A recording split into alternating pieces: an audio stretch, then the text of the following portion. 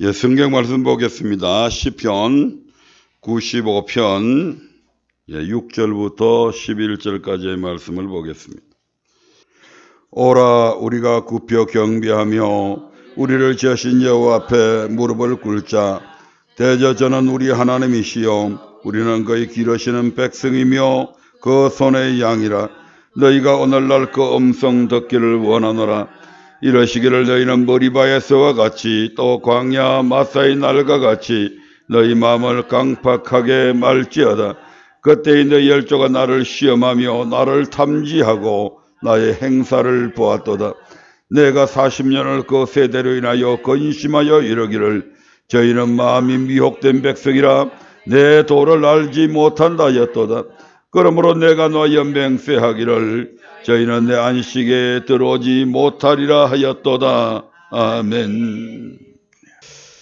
예, 오늘 우리에게 주신 시편 95편 6절부터 11절의 말씀은 우리 하나님께서는 우리의 창조주가 되실 뿐만 아니라 우리의 구원자이시기 때문에 우리가 마땅히 그분 앞에 굽혀 경배하며 우리를 지으신 그분 앞에 무릎을 꿇는 게 너무나 당연합니다. 그리고 그분 앞에서 우리 하나님께서 주시는 그 모든 음성을 듣고 따라가는 것 또한 당연합니다. 그럼에도 불구하고 이스라엘 백성들은 광야 마사의 날과 같이 그들의 마음을 강팍하게 해서 하나님의 말씀을 거역하게 됩니다. 그런데 그 거역하게 한 때는 이유와 그 배경에는 마귀의 미혹이 있었다고 하는 사실을 우리는 성경을 통해서 알 수가 있습니다. 이러한 마귀의 미혹에 빠지게 되면 우리 하나님께서 노하여서 당신의 나라인 그 안식에 들어오지 못하도록 하신다는 얘기입니다. 예. 지난번 시간에 이어서 오늘도 본문의 말씀을 통해서 심판자 되시는 여호와 하나님에 대해서 말씀을 통해 은혜 받기를 원합니다. 이 마귀란 놈이 끊임없이 오늘 여기에서 본문에서도 미혹이라는 말이 나오는데 이 마귀가 우리를 미혹한다는 것이죠. 마귀에서 믿어서 구원을 얻지 못하도록 그 말씀대로 믿고 순종하면 우리가 구원을 받는다는 걸 마귀는 알고 있다 이 말입니다. 그래서 어떻게 하든지 우리를 미혹해서 그 말씀을 믿지 못하도록 순종하지 못하도록 미혹해서 우리로 하여금 멸망시키려는 것이 마귀의 의도고 마귀의 계계들입니다. 아멘. 그래서 그 첫 번째 미혹의 사건이 바로 에덴 동산에서 일어났음을 지난번에 말씀을 드렸습니다. 아멘. 그래서 하나님께서는 네가 동산에 있는 모든 각종 나무의 실과는 네 마음대로 먹으라. 하지만 선악을 알게 하는 나무의 실과는 네가 먹으면 정령 죽는다고 말씀하셨음에도 불구하고 이 화가 이러한 하나님의 말씀이 아닌 마귀의 말을 통해서 그것을 먹어도 결코 안 죽는다고 하는 그 말을 듣고 그 마귀의 말을 따라가게 됩니다. 마귀의 말을 듣고 선악과를 보게 되니까 하나님의 말씀을 듣고 선악과를 바라볼 때는 그것이 쥐약처럼 청산가리처럼 저주의 과일로 보였는데 마귀의 말을 듣고 그 선악과를 보는 순간 그의 눈이 번쩍 뜨이고 그렇게도 먹음직스럽고 그렇게도 보암직스럽고 저것만 그냥 먹으면 그냥 지혜가 엄청나게 나타날 것 같은 그런 탐스러운 매혹적인 그런 과실로 보이기 시작해서 결국 그것을 따먹게 됩니다. 이것이 그 당시에 있어서 하의 사건만으로 끝난다면 얼마나 좋겠습니까? 하지만 오늘 우리들도 마찬가지다 이 말입니다. 우리 하나님은 우리에게 뭐라고 이야기합니까? 돈을 사랑하는 것이 일만하게 뿌리다라고 말씀하고 있습니다. 아멘. 근데 수많은 목회자들이 수많은 그리스도인들이 이 돈을 아니야 돈은 우리에게 여러 가지 행복을 가져다 주고 엄청난 돈만 있으면 다 돼 라는 말을 듣고 돈을 쳐다보면요 그 돈만 있으면 모든 걸 다 할 것 같고 돈만 있으면 행복할 것 같고 돈만 있으면 남들 전혀 부럽지 않는 그런 삶을 살아갈 수 있을 것 같은 생각들이 우리를 지배하게 됩니다.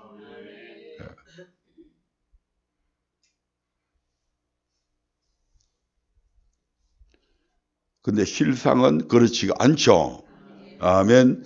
돈이 많다고 해서 물론 행복의 여러 가지 한 조건은 될 수가 있습니다만은 돈이 많다고 해서 꼭 행복한 것은 아니다 이 말입니다.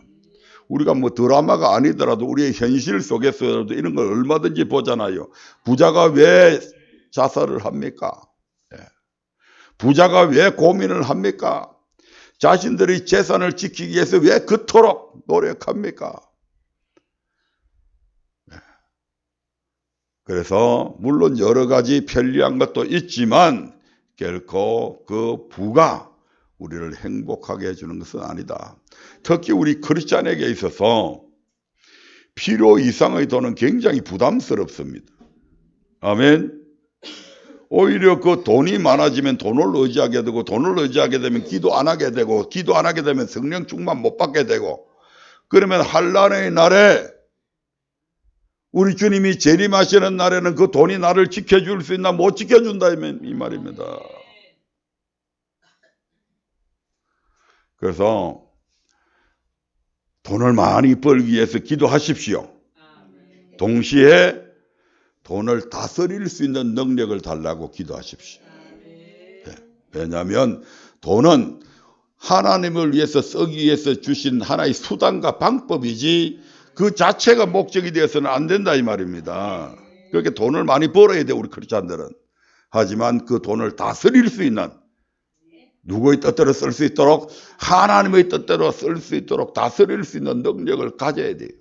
그렇게 그런 능력을 가진 자들만이 돈은 유익합니다만은 그런 능력이 없이 가지는 것은 일만하게 뿌리가 된다고 하는 사실을 늘 염두에 두고 살아가시기를 바랍니다. 두 번째 미혹 사건이 바로 이스라엘 민족들 중에서 출애굽 사건 속에서 나타나지고 있습니다. 아멘. 이제 여기 지난번에 조금 하다가 이제 말았는데 여기서부터 바로 시작하죠. 하나님의 말씀이 주어지고 나면 반드시 그 뒤에는 누구의 말이 따라온다? 마귀의 말, 마귀가 미혹하는 말로 우리에게 뒤쫓아온다는 것을 꼭 기억하시기 바랍니다. 그래서 우리 하나님께서 이스라엘 백성들에게 이제 시내산 앞에 그들을 모아놓고 그들에게 하나님의 말씀을 선포하시잖아요. 그 첫 번째 말씀하시는 것이 출애굽기 20장 1절부터 17절에서 뭐라고 말씀하신다고? 십계명을 말씀하십니다.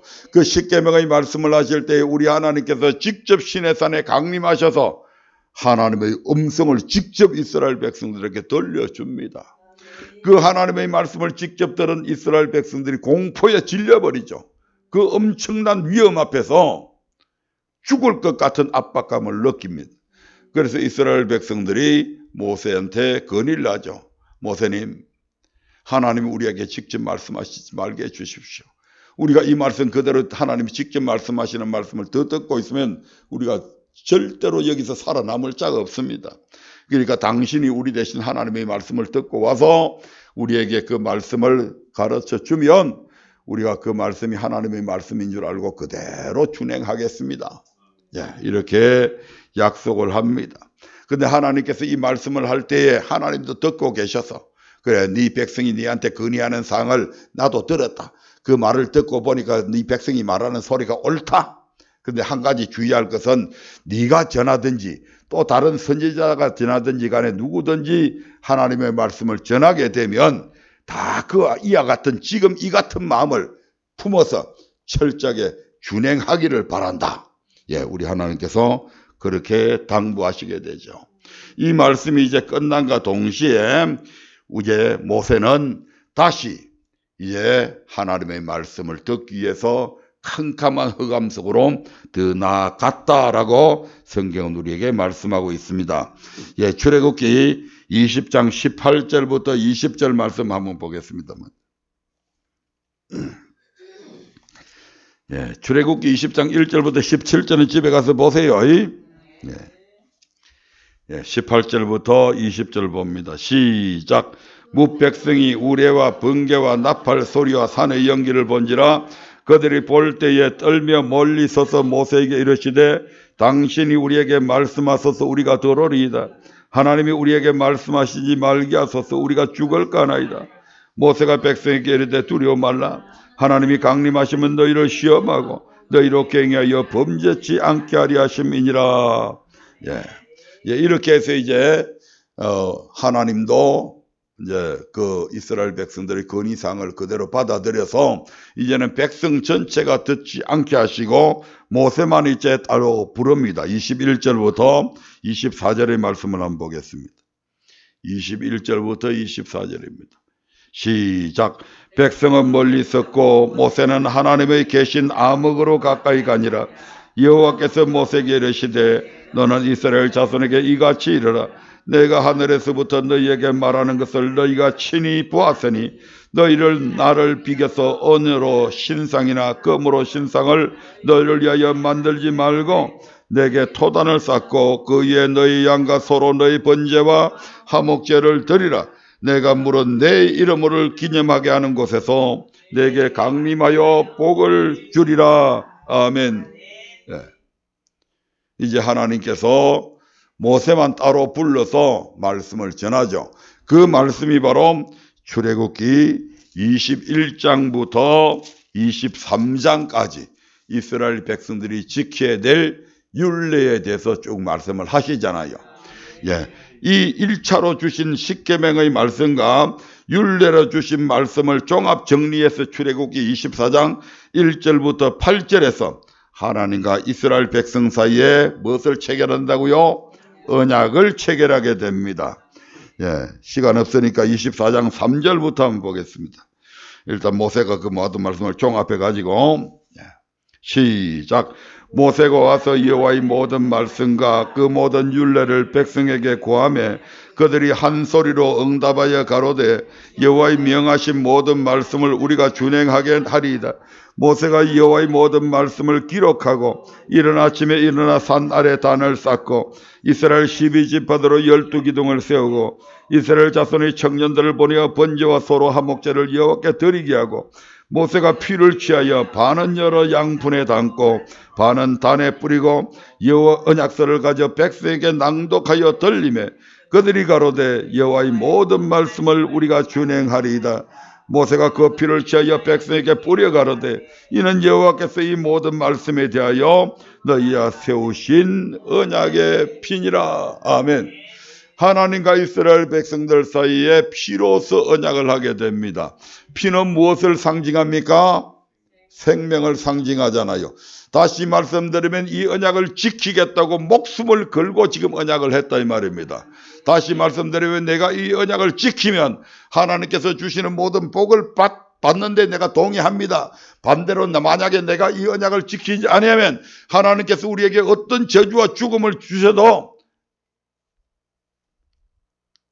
감당하겠습니다. 그 일에 동의합니다 하고 죽는 것도 동의했고 사는 것에도 동의했다 이 말입니다. 네.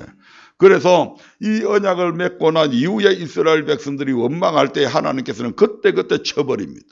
아멘. 언약 맺기 이전에도 이스라엘 백성들이 원망 불평했어요. 하지만 그때는 하나님께서 참고 기다려 주셨습니다. 아멘. 하지만 언약을 맺고 난 이후에는 가차없이 그들을 죽입니다. 왜? 그렇게 하도록 이미 하나님과 언약을 맺었잖아요. 아멘.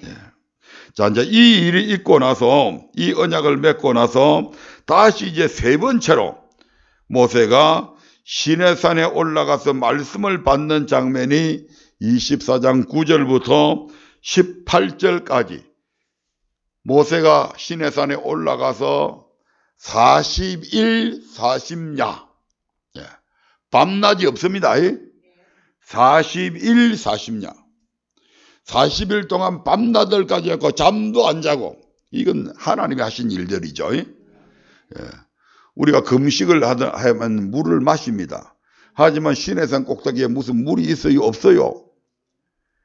그렇게 단식을 한 거예요. 이건 단식을 며칠 동안 40일 40야 밤낮 없이 그 시내산 산 꼭대기에 올라서 거기서 잠을 잘 수가 있어요? 그 추워서 잠도 못 자. 거기는 얼어 죽어. 근데 거기에서 모세가 40일 동안 단식하면서 하나님의 말씀을 받게 되는데 그 말씀들이 이제 출애굽기 25장부터 출애굽기 31장까지의 말씀입니다. 이 출애굽기 31장 31장까지 이 말씀을 받게 되는데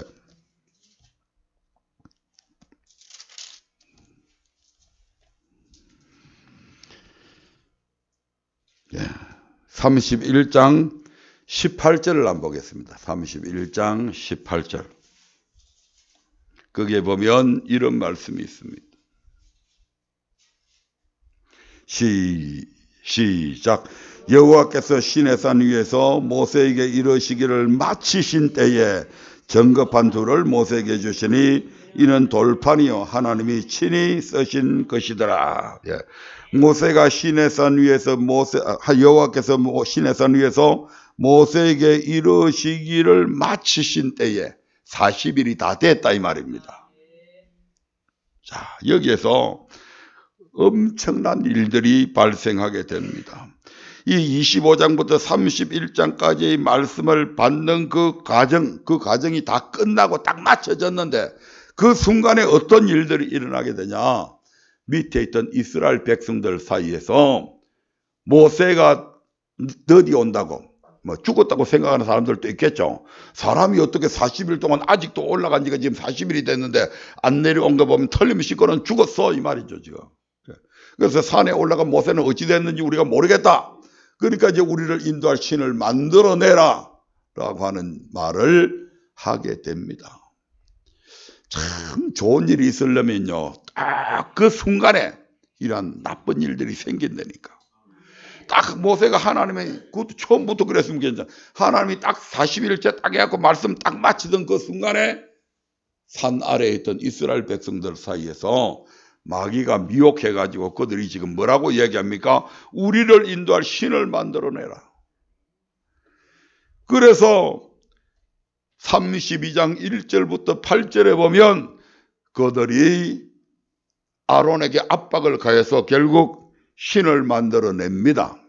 자기들의 수공물이죠. 같이 읽어보도록 하겠습니다. 32장 1절부터 8절입니다.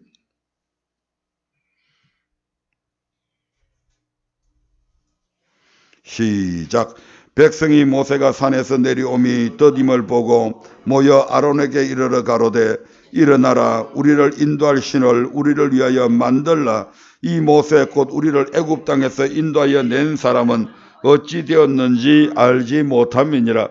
아론이 그들에게 이르되 너희 아내와 자녀의 귀의 금고리를 빼어 내게로 가져오라. 모든 백성이 거기에서 금고리를 빼어 아론에게로 가져오매 아론이 그들의 손에서 그 고리를 받아 부어서 각도로 새겨 송아지 형상을 만드니 그들이 말하되 이스라엘아 이는 너희를 애굽 땅에서 인도하여 낸 너희 신이로다 하는지라. 아론이 보고 그 앞에 단을 쌓고 이에 공파여 가로되 내일은 여호와의 절일이니라 하니 이튿날에 그들이 일찍 일어나 번제를 드리며 화목제를 드리고 앉아서 먹고 마시며 일어나서 뛰놀더라. 참 기가 막힌 일입니다. 기가 막힌 일. 여러분 상식적으로 한번 생각을 해보자고요. 어떻게 이것이 가능한가 이 말입니다. 하나님께서 이스라엘 백성들을 애굽에서 인도해 낼 때에 10가지 재앙을 애굽 땅에 내리셨죠. 왜 내리셨나요? 하나님이 어떠한 분인가를 그들에게 가르치기 위해서 내리셨잖아요. 아멘. 그래서 애굽 사람들이 신이라고 생기는 그 신은 신이 아니구나. 오직 여호와 하나님만이 신이구나 하는 것을 그들이 철저하게 거기서 배웁니다. 그리고 그들이 이제 마지막 재앙을 끝내고 바로의 항복을 받고 애굽에서 나오게 되는데 은금 폐물들을 하나님께서 요구하라고 해가지고 애굽 사람들이 모든 재산들을 막 가지고 나오잖아요. 나와가지고 하나님께서 그들을 인도하시는데 그냥 가나안 서쪽으로 해가지고 쭉 지중해를 따라서 올라와 버리면 3, 4일이면 가나안 땅까지 갑니다. 그런데 하나님은 그 길을 인도하지 아니하시고 오히려 그들을 저 아래쪽으로 내려오게 해서 홍해바다 앞으로 인도하시죠. 홍해바다 앞에 딱 이르렀는데 앞에는 바다입니다. 뭐 어떻게 더 진전할 수가 없어요. 근데 보니까 저 후미에서 소란스러운 일들이 막 벌어져서 뭔가 하고 쳐다보니까 놀라웠게도 애굽의 군대들이 그들을 추격해 오는 겁니다.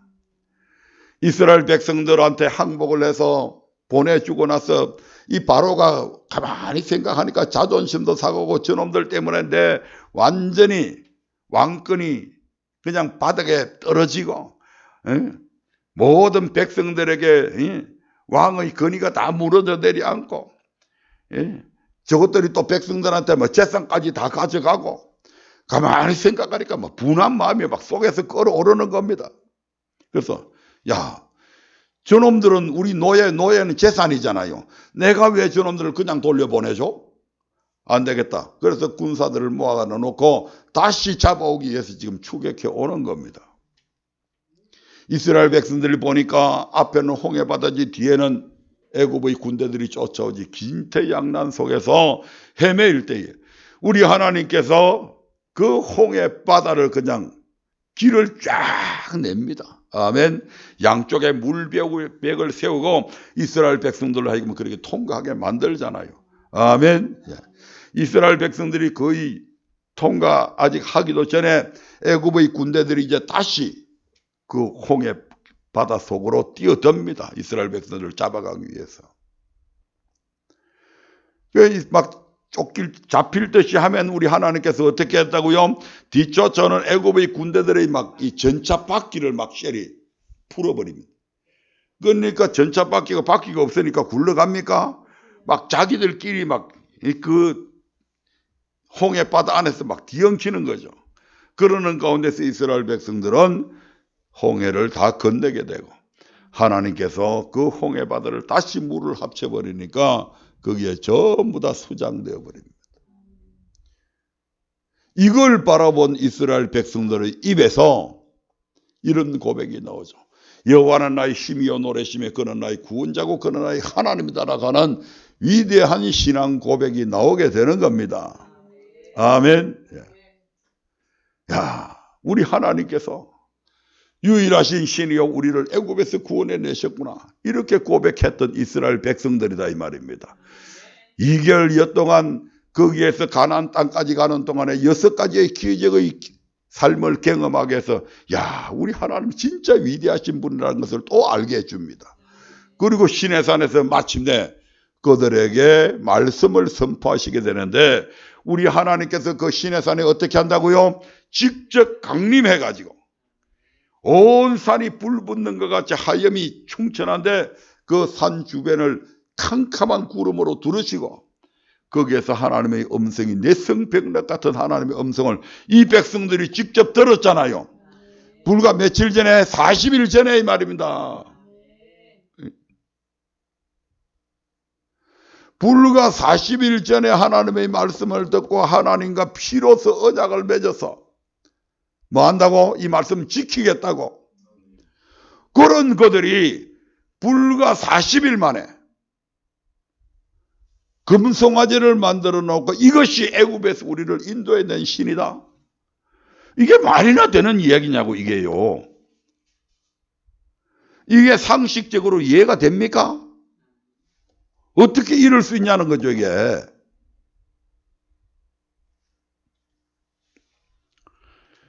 바로 여기에 마귀의 미혹이 있었다 이 말입니다. 아멘. 정상적인 상태에서는 전혀 일어날 확률이라고는 1%도 없는 겁니다. 이건 어떻게 이런 일이 있을 수 있습니까? 40일 전이라 불과. 그런데 40일 만에 이렇게 변절이 될 수 있습니까 이게?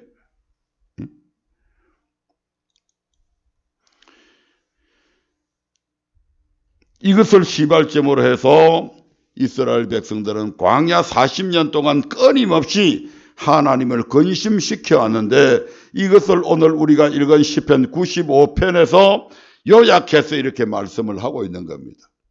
시편 95편 10절을 한번 볼까요? 시편 95편 10절에서 요약해서 이렇게 얘기를 합니다. 시작. 내가 40년을 그 세대로 인하여 근심하여 이르기를 저희는 마음이 미혹된 백성이라 내 도를 알지 못한다 하였도다. 무엇 때문에 이들이 그랬다고요? 미혹당해서 그렇다. 누구한테? 마귀 새끼한테 미혹당해버리니까 불과 40일 전에 하나님의 음성을 직접 듣고 그 기억이 생생할 텐데 그들이 여호와의 도를 알지 못하는 존재로 바뀌어져 버린 거죠. 그래서 금송아지를 만들어 놓고 이것이 애굽에서 우리를 인도해낸 신이라고 지금 얘기하고 있잖아요. 그 앞에 번제를 드리고 소를 드리고 막 그 앞에서 춤추고 뛰어놀고 지금 그랬다고 말씀을 하고 있잖아요. 아멘. 이를 통해서 볼 때 얼마나 마귀의 미혹이 강렬한가를 소름이 돋을 정도로 느껴지지 않습니까, 여러분? 마귀가 우리를 미혹하는 일에 얼마나 집요하게 집착하고 있는지 아십니까? 마태복음 4장에 보면 이 마귀가 하나님이신 예수님을 시험하는 장면이 나오는데 3번의 시험을 통해서 실패한 마귀는 다시는 주님을 시험할 엄두를 내지 못하고 물러간 것이 아니라 얼마 동안 떠났다고 기록하고 있는 말씀을 볼 수가 있습니다. 아멘. 누가복음 4장 13절 볼까요? 누가복음 4장 13절. 시작. 마귀가 모든 시험을 다한 후에 얼마 동안 떠나니라. 아멘. 그 다음에는 얼마 동안 떠났다가 다시 와서 시험했다는 얘기죠. 마귀는 예수님이 십자가에 매달려 있는 그 순간까지 미혹합니다. 야, 네가 하나님의 아들이거든 그 십자가에서 내려와라. 수많은 사람들의 조롱을 받잖아요. 네가 하나님의 아들이라고 했으니까 증명해봐, 이 말입니다. 그런 충동질도 당합니다.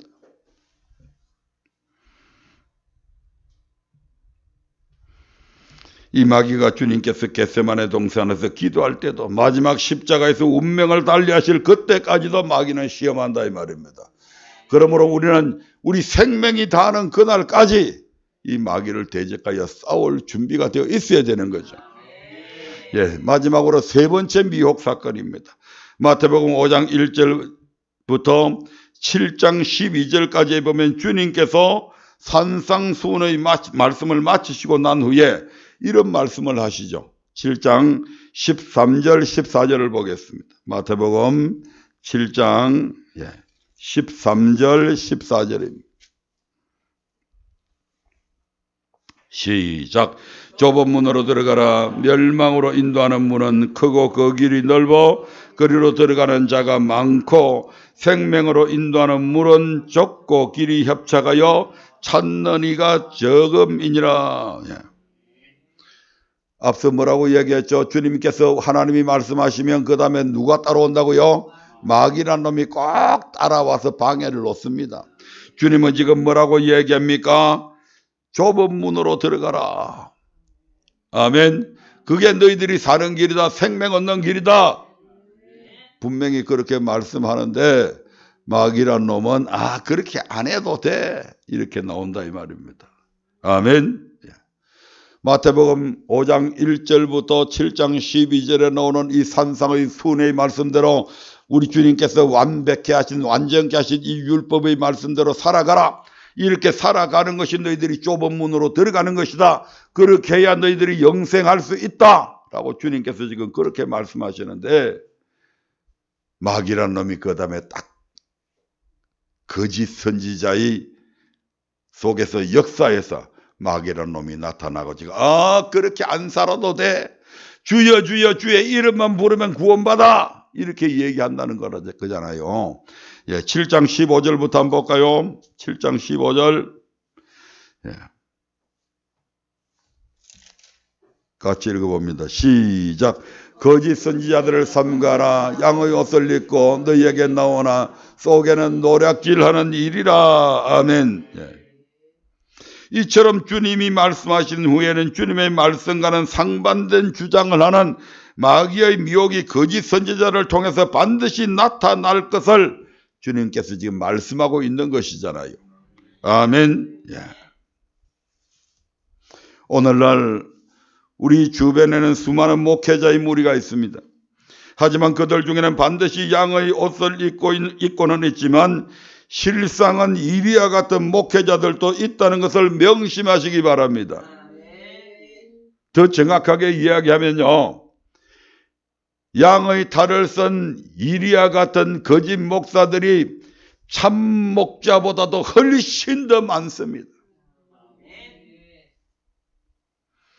교단을 물어나고, 다시 말씀드리면 큰 교단이든 적은 교단이든 교단에 상관없이 그런 무리들은 항상 어느 시대를 불문하고 교회 안에 숨어 들어와 있는 것입니다.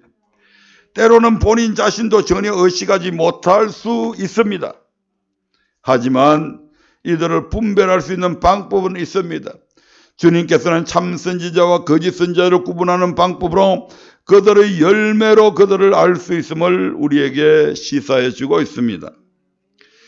주님께서는 분명히 아버지의 뜻대로 행하는 선지자가 있는 반면에 아버지의 뜻대로 행하지 않는 불법을 행하는 선지자가 있다라고 말씀하고 있습니다.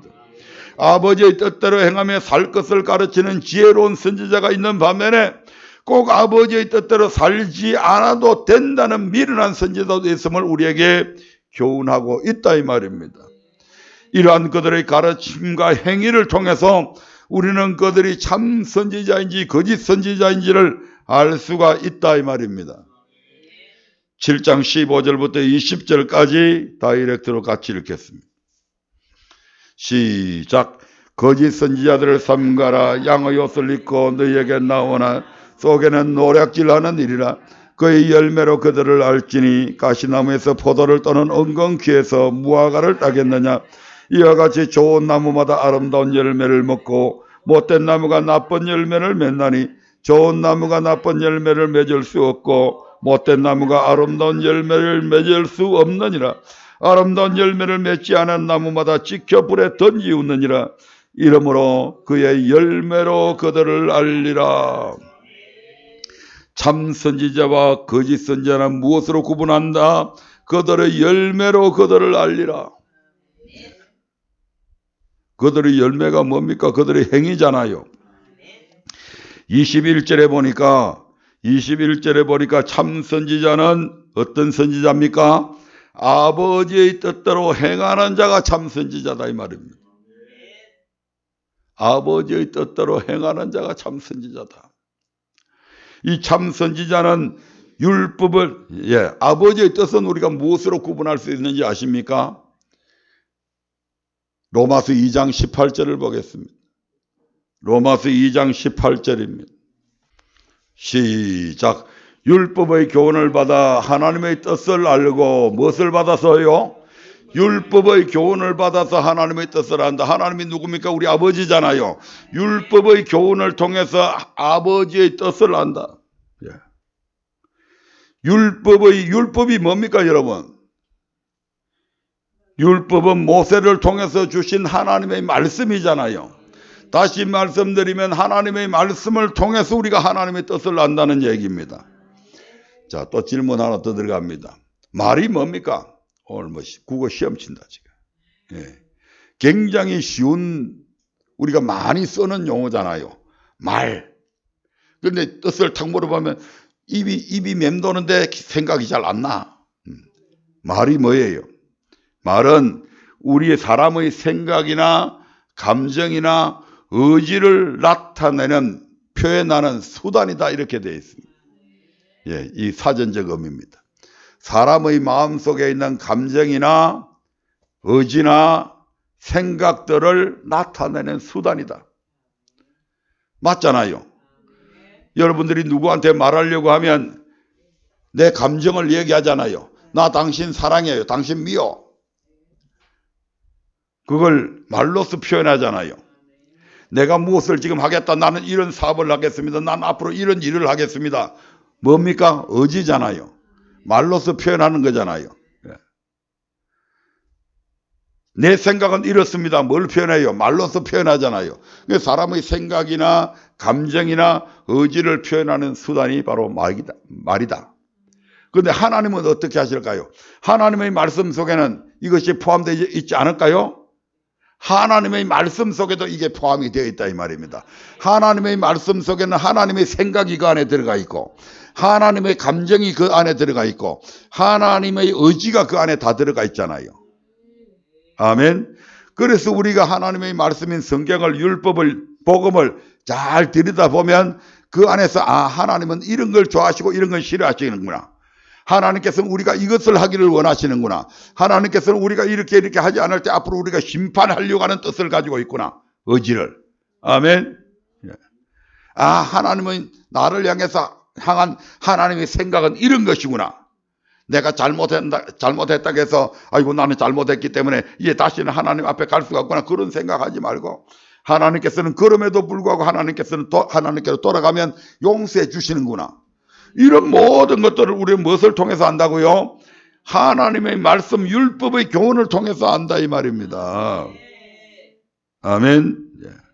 그래서 참 선지자는 이러한 하나님의 말씀대로 아버지의 뜻대로 행하는 자가 참 선지자다.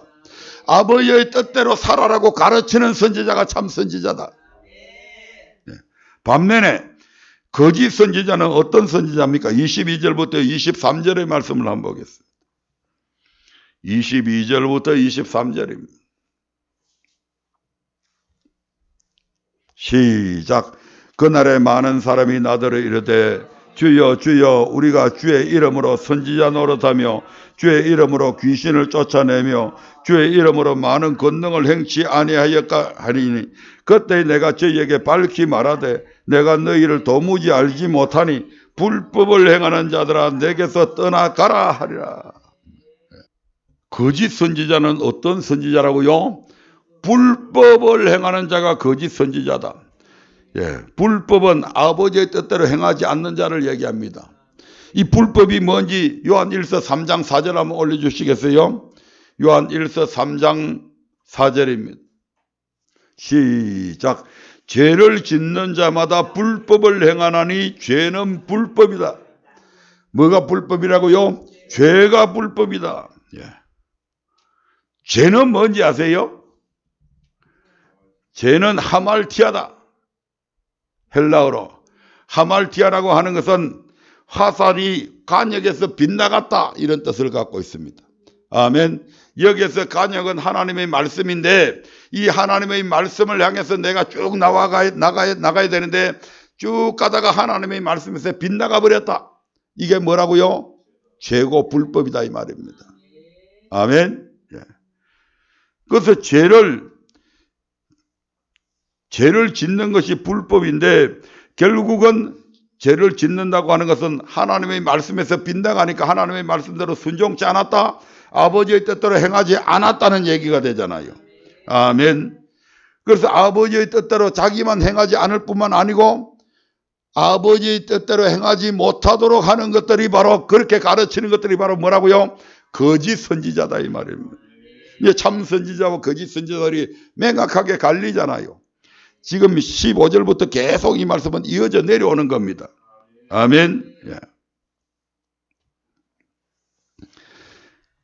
그래서 참 선지자와 거짓 선지자는 어떤 능력으로 분별하는 것이 아니다. 나더러 주여 주여 하는 자마다 다 천국에 들어갈 것이 아니요 다만 하늘에 계신 내 아버지의 뜻대로 행하는 자가 들어간다. 그런데 그날에 많은 사람이 내한테 와가지고 주여 주여 우리가 주의 이름으로 내가 목사했습니다. 주의 이름으로 뭐 했다고요? 귀신 쫓아냈습니다. 축사했습니다. 주의 이름으로 뭐 했다고요? 많은 권능 행했습니다. 그러면 참 선지자입니까? 그런 선지자, 참 선지자, 거짓 선지자의 것을 무엇으로 분별한다고요? 능력으로 분별하는 것이 아니고 하나님의 말씀대로 행하며 그대로 가르치는 자인가? 행치 않고 가르치는 자인가? 이걸로 갖고 분별해야 되는 것이지 능력 갖고 분별하는 게 아니다 이 말입니다. 많은 사람들이 무슨 능력이 나타나고 병을 고치고 이렇게 하면 참 선지자로 위대한 선지자로 많은 사람들이 보는데 아니라는 거죠. 성경은. 성도를 많이 모으면 위대한 선지자고 참 선지자입니까? 아니라 이 말입니다. 무엇으로 분별한다고요? 하나님의 말씀대로 행하고 그대로 가르치는 자는 참 선지자고 그렇지 않는 선지자는 거짓 선지자다. 명확하게 가르쳐주고 있잖아요. 이 말씀을 강조해서 24절부터 27절에서는 이렇게 말씀하고 있습니다. 24절부터 27절입니다. 시작. 그러므로 누구든지 나의 이 말을 듣고 행하는 자는 그 집을 반석 위에 지은 지혜로운 사람 같으니 비가 내리고 창수가 나고 바람이 불어 그 집에 부딪히되 무너지지 아니하나니 이는 주초를 반석 위에 놓은 증거요.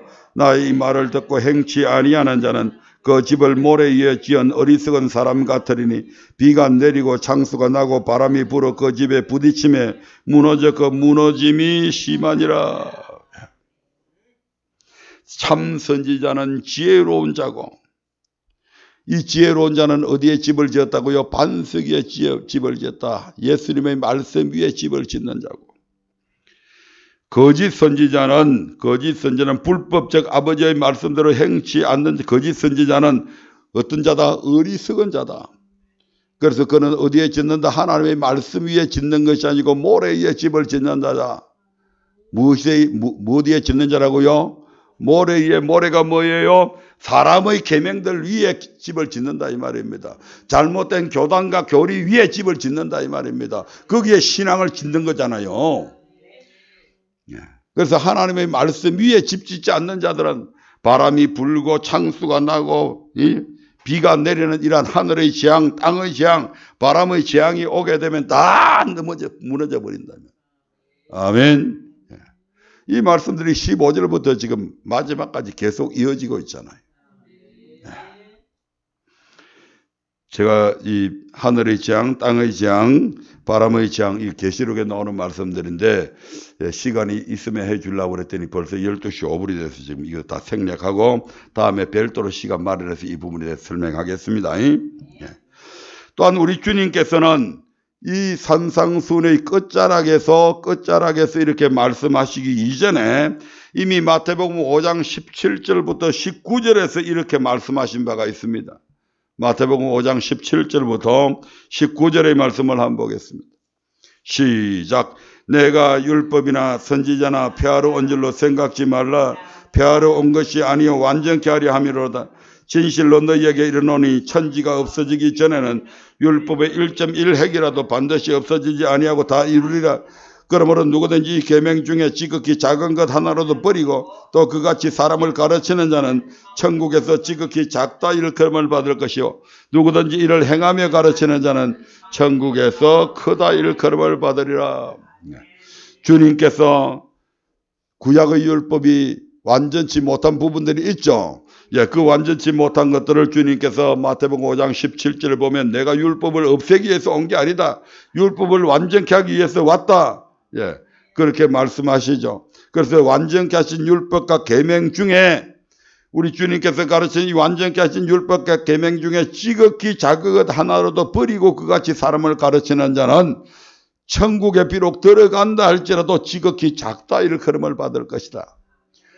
지구에서 이 땅에서 큰 교회하면 큰 목사구나, 적은 교회하면 적은 목사구나, 이게 아니란 얘기죠. 천국에서는 어떤 자가 크다? 말씀을 그대로 듣고 그대로 가르치고 그대로 지키는 자가 큰 자다. 아멘.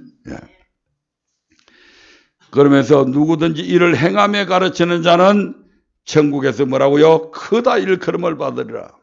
그런데 만약 지킬 필요가 없다고 가르치고 자신도 지키지 않는다면 그는 틀림없는 가짜, 즉 거짓 선지자임에 틀림이 없다 이 말입니다.